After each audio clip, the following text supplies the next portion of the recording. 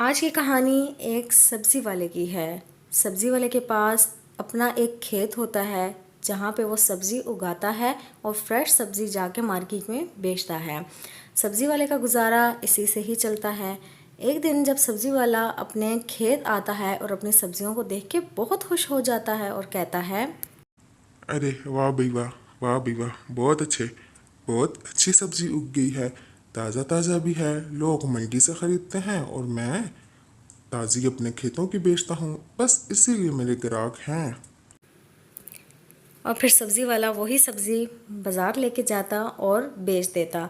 सब्ज़ी वाले की सब्ज़ी अच्छी बिक जाती है और उसके घर का गुजारा भी बहुत अच्छा चलता है, लेकिन मेहनत बहुत होती है। वो सब्ज़ी लाता फिर बेचता। खैर, सब्ज़ी वाला काम ख़त्म करके अपने घर वापस आता है और अपनी बीवी से कहता है, अरे आप आ गए। मैं आपका ही इंतज़ार कर रही थी। आज आपने बहुत देर लगा दी। और ये इतनी सारी सब्ज़ियाँ, इन सब्ज़ियों का हम क्या करेंगे? मार दो, ये सब मेरे सर पे मार दो। बेवकूफ़ औरत। ये सब्जियां बच गई थीं और कुछ ख़राब हैं, इसलिए नहीं बिकी तो घर लेके आ गया। कद्दू है, बैंगन है, गोभी है, तुरई है। आज हम यही खाएंगे। जाओ जाओ, काटो और बना दो। मैं जा रहा हूँ तब तक आराम करने। सब्ज़ी वाला बहुत अकड़ू होता है। सब्ज़ी वाला जब गधे घोड़े बेच के सो ही रहा होता है, उसी वक्त उसके घर के बाहर एक शख्स आता है जो आवाज़ें देने लगता है। हाँ जी, कोई है? सुनते हैं। ये क्या सब्जी वाले का ही घर है? सब्ज़ी वाले की बीवी अंदर से आवाज़ें सुनती है और कहती है, चैन से खाना भी नहीं पकाने देते, पता नहीं कौन आ गया। खैर, इनको जगाती हूँ कि बाहर जाएं, कोई आया हुआ है। हाँ हाँ भैया, क्या काम है? मैं ही सब्जी वाला हूँ। ऐसे मेरे घर के सामने क्यों आवाज़ें लगा रहे हो?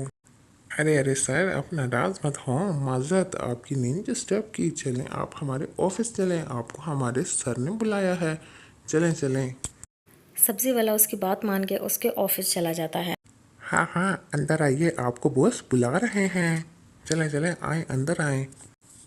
जी जी, बड़े साहब, आपने मुझे बुलाया। मैं तो एक गरीब किसान हूँ जो अपनी सब्जियाँ बेचता हूँ। आपने मुझे गरीब को कैसे याद किया? हाँ हाँ सब्जी वाले, मैं इस कंपनी का ओनर हूँ। मैंने ही तुम्हें बुलाया था। तुम्हारे लिए गुड न्यूज़ है मेरे पास। सुना है तुम सारा दिन मेहनत करते हो, तभी जाके कुछ कमाते हो। क्यों, सही कहा ना? हाँ जी जी मालिक, सही कहा आपने। सारा दिन मेहनत मजदूरी धूप पे काम करता हूँ, तब जाके 2 वक्त की रोटी खाता हूँ। हाँ हाँ, बस तुम्हारे लिए और सिर्फ तुम्हारे लिए ये खुशखबरी है। हमारी कंपनी छोटे बच्चों को खाना खिलाती है जो गरीब होते हैं, जिनके आगे पीछे कोई नहीं होता।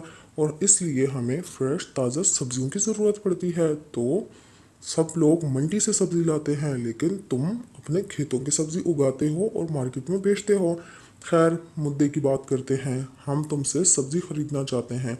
अब तुम्हें मार्केट में धूपों के चक्कर नहीं लगाने पड़ेंगे। तुम सब्ज़ी हमें बेचना और बदले में हम तुम्हें पैसा देंगे। सब्ज़ी वाला खुशी खुशी घर आता है और अपनी बीवी को सारी बात बताता है कि आज के बाद मुझे मार्केटों के धक्के खाने की ज़रूरत नहीं, मेरी सब्ज़ी घर से ही बिकेगी और अब हम माला माल हो जाएंगे, अमीर हो जाएंगे। सब्ज़ी वाला और उसकी बीवी बहुत खुश होते हैं। खैर, अगली सुबह होते ही सब्ज़ी वाला अपने खेत आता है और कुछ टोकरियाँ सब्ज़ी की भर लेता है और बहुत खुश होता है कि अब मेरी सब्ज़ी घर से ही बिकेगी। क्या बात भाई, क्या ही बात। किस्मत हो तो मेरी जैसी।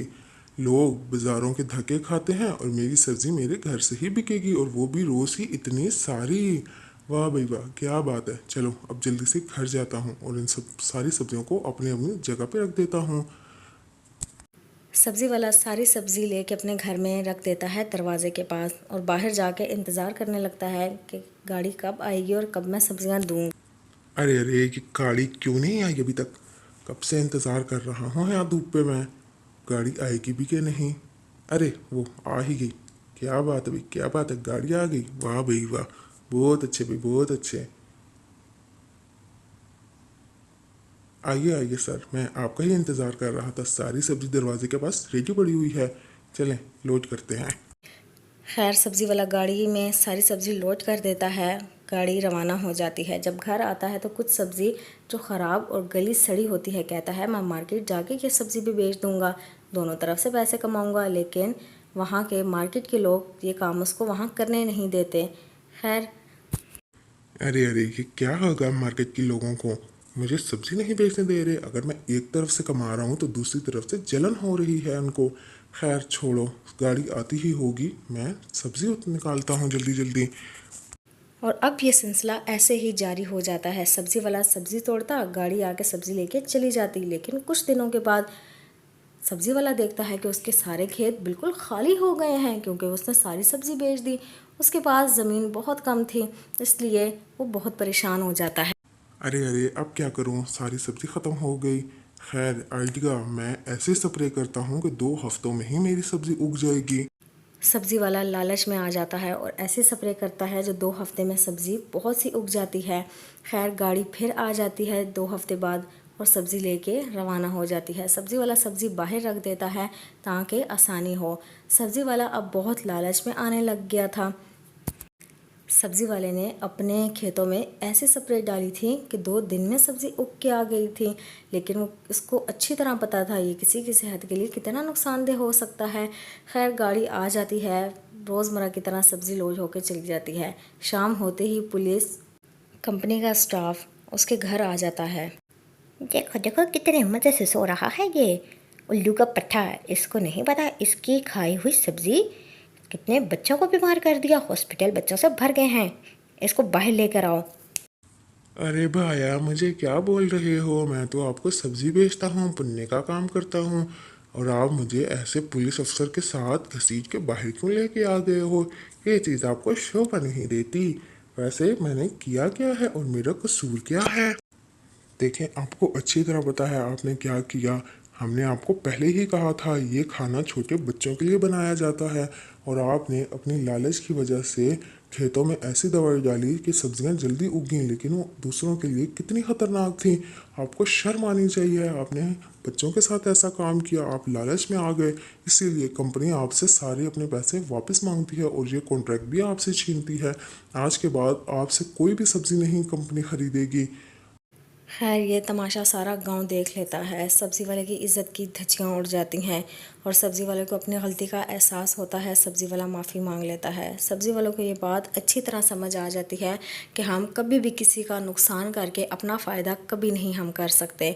हमें चाहिए है कि हम एक दूसरे